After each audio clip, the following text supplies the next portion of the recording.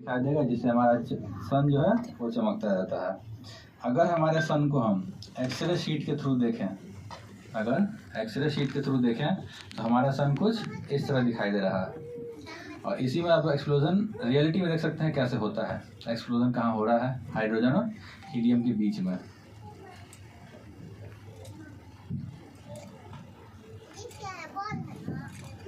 Sphere है, ball नहीं, sphere. और अगर बीच में रखा हुआ हमारा सन है और उसके चारों तरफ हमारे प्लैनेट्स को रखा जाए, तो हमारे प्लैनेट्स कुछ ये कंपैरिजन रहेगा सन के कंपैरिजन में हमारा प्लैनेट्स। जिसमें जो सबसे बड़ा प्लैनेट कौन सा है? जुपिटर। थर्ड प्लैनेट कौन सा है? सिक्स्थ प्लैनेट सैटर्न है। चलिए, इसके बाद मैं आप लोगों के साथ एक क्विज खेलना चाहता हूँ और आप मुझे बताएं ये कौन सा प्लैनेट है।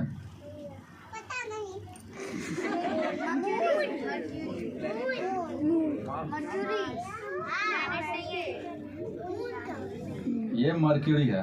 क्या है? ये मर्क्यूरी है। मर्क्यूरी का कोई अपना एटमॉस्फेयर नहीं होता, जिसके कारण उसको कलर उसमें उतना दिखाई नहीं दे रहा होगा, सिर्फ आपको रॉकी प्लैनेट दिखाई दे रहे होंगे। और इसी में आप लोगों को ये जो गड्ढे नुमा स्ट्रक्चर्स देख रहे हैं, इनको क्रेटर्स बोला जाता है। यह एस्टेरॉइड्स के टकराने के कारण बनते हैं। और मर्क्यूरी हमारा सबसे पहला प्लैनेट है जो सबसे नज़दीक है सन के, जिसके कारण क्या होता है, ये सन के एक तरफ होने के कारण इसमें एक तरफ बहुत ही गर्म रहता है और एक तरफ बहुत ही ठंडा। इसके बाद आपसे पूछना चाहता हूँ ये कौन सा प्लैनेट है?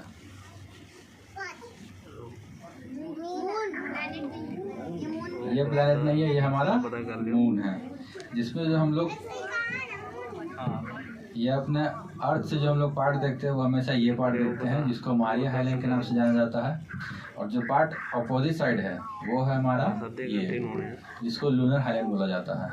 और ये ऐसा होता है क्योंकि हमारा अर्थ का और मून का रोटेशन और रिवोल्यूशन सेम है, जिसके कारण क्या होता है, मून का हमेशा हम लोग को जो पार्ट दिखाई देता है वो यही पार्ट होता है। इसके बाद आप मुझे बताएं ये कौन सा प्लैनेट है? वीनस। जिसमें आप लोगों को ये चमकता पार्ट दिखाई दे रहा होगा, ये किस कारण है? यह होता है सल्फ्यूरिक एसिड के कारण। अगर सूर्य की रोशनी सल्फ्यूरिक एसिड पर पड़ती है तो वो चमकता हुआ दिखाई देता है। और वीनस का दूसरा नाम क्या है?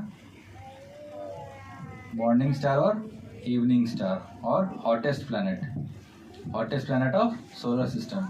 और ये हॉटेस्ट प्लैनेट क्यों बोला जाता है इसको?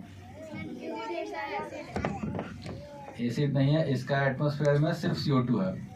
CO2 का मात्रा सबसे ज़्यादा है, जिसके कारण क्या होता है, ये सारा सनलाइट ट्रैप करता है और वो हीट रिलीज नहीं करता है, जिसके कारण ये hottest planet of the solar system है।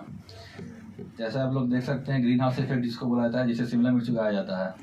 CO2 को ट्रैप करके रखा जाता है और फिर उसमें सनलाइट दिया जाता है, जिससे गर्माहट दिन भर रहती है। और ये है हमारा प्लैनेट मार्स, जिसका कलर, जिसको रेड जाइंट भी कहा जाता है, रेड प्लैनेट। और ऐसा रेड क्यों कहा जाता है इसको? क्योंकि इस पे फेरस ऑक्साइड है। क्या है? फेरस ऑक्साइड का कंपोजिशन है। जिसमें आप लोग देख सकते हैं हमारे प्लैनेट पे सबसे ऊंचा पहाड़ कौन सा है? माउंट एवरेस्ट, जिसकी ऊंचाई 4450 मीटर है। उससे 3 गुना ऊंचा पहाड़ हमारे मार्स पे भी है। जो आप लोग देख सकते हैं, सामने आपको पहाड़ दिख रहा है, ये है माउंट ओलंपस, जिसकी ऊंचाई 24 किलोमीटर है। कितनी है? 24 किलोमीटर अप्रोक्सीमेशन में। इसके बाद रहा ये हमारा जुपिटर, जो हमारे सोलर सिस्टम में सबसे बड़ा प्लैनेट है, जिसका साइज अगर कंपैरिजन में अर्थ का कहा जाए तो 1300 अर्थ एक बार में जुपिटर के अंदर आ सकते हैं। कितने अर्थ आ सकते हैं? 1300 अर्थ। और इसी में एक है बिग रेड स्पॉट, जो कंटिन्यूस साइक्लोन है। आप लोग देख सकते हैं यहाँ पे दिख रहा होगा, बिग रेड स्पॉट से जाना जाता है इसका नाम। इसका साइज अप्रोक्सीमेटली 3 अर्थ के बराबर है। कितने अर्थ के बराबर है? 3 अर्थ के बराबर है। और लास्ट क्वेश्चन जुपिटर के बारे में। जुपिटर के पास कितने मून्स हैं? 3। कितने?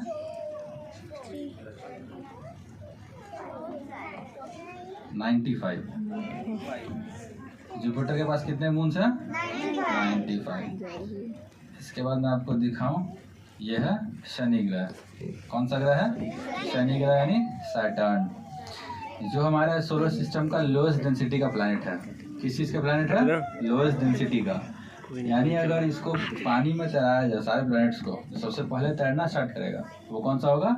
सैटर्न होगा। सैटर्न के पास कितने